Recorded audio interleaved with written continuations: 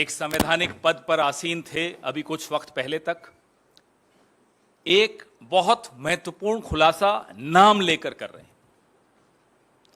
RSS के एक वरिष्ठ नेता राम माधव का उन्होंने स्पष्ट तौर पे नाम लिया। प्रधानमंत्री के करीबी से जुड़े हुए ये शब्द सतपाल मलिक जी के हैं। इस इंटरव्यू में तो उन्होंने पूरा खुलासा करके नाम लिया है।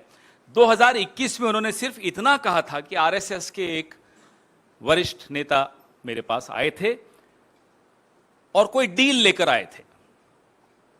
2021 में जब इन्होंने ये खुलासा किया, अक्टूबर 2021 की बात थी कि 300 करोड़ रुपए की घूस की पेशकश आरएसएस के एक वरिष्ठ पदाधिकारी ने उनको की थी।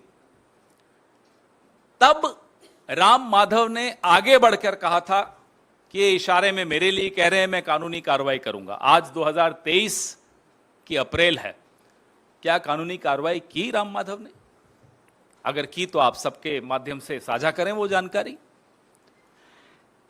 ये सवाल उठाते हुए उन्होंने ना केवल राष्ट्रीय स्वयंसेवक संघ का नाम लिया, उन्होंने प्रधानमंत्री का भी नाम लिया है।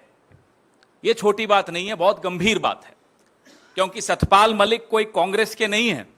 2 दशक से भारतीय जनता पार्टी के वरिष्ठ नेताओं की श्रेणी में उनका नाम आता है और आपके इतने चहेते हैं या थे कि आपने उनको जम्मू कश्मीर जैसे संवेदनशील राज्य का राज्यपाल बनाया आज से कुछ साल पहले, और वो भी ऐसे दौर में बनाया जब आप 370 हटा रहे थे। आपको अपना एक विश्वास पात्र व्यक्ति वहां चाहिए था और आपने उनको वहां लगाया।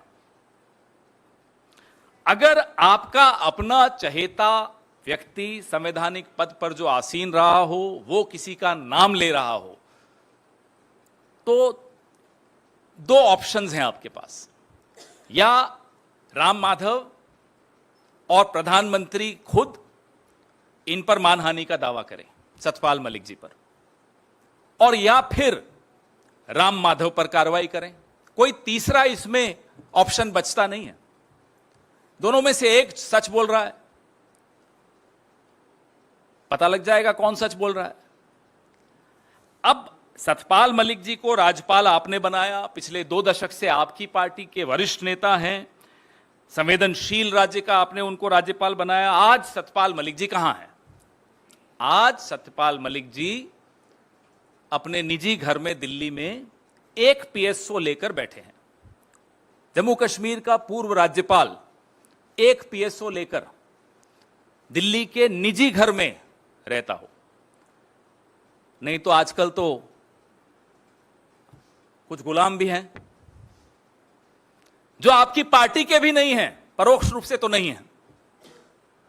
उनको Z+ सिक्योरिटी दे रखी है, उनको साउथ एवेन्यू में बढ़िया सा बंगला दे रखा है। सतपाल मलिक जी से क्या खफा हो गए? क्यों खफा हो गए? वो हैं जरा खफा, ये तो सबको दिख रहा है। नहीं तो एक पीएसओ, और वो 2 बार चिट्ठी लिख चुके हैं गृह मंत्री को कि मुझे Z+ सिक्योरिटी दी जाए। कोई जवाब नहीं, कोई सुरक्षा नहीं। तो एक तरफ गुलाम नबी आजाद और दूसरी तरफ सतपाल मलिक जी।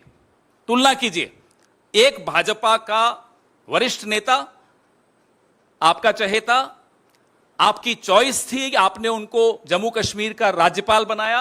आज उनको आप सुरक्षा तक नहीं देते। नहीं तो जम्मू कश्मीर में तो कोई डॉक्टर किरण पटेल नाम के एक ठग को भी Z+ दे दी थी आपने।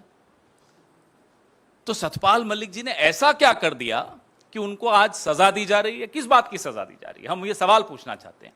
क्या सतपाल मलिक जी को ये फाइलें नहीं क्लियर करने की सजा दी जा रही है? कौन सी फाइलें हैं? इंश्योरेंस की एक स्कीम की फाइल है जिसके बारे में वो इस इंटरव्यू में बता रहे हैं, जिसमें 300 करोड़ की घूस की पेशकश आरएसएस के पदाधिकारी द्वारा इन्हें की गई थी। अब इन्होंने आरएसएस के पदाधिकारी का नाम भी खोल दिया। हो गए 48 घंटे से ऊपर।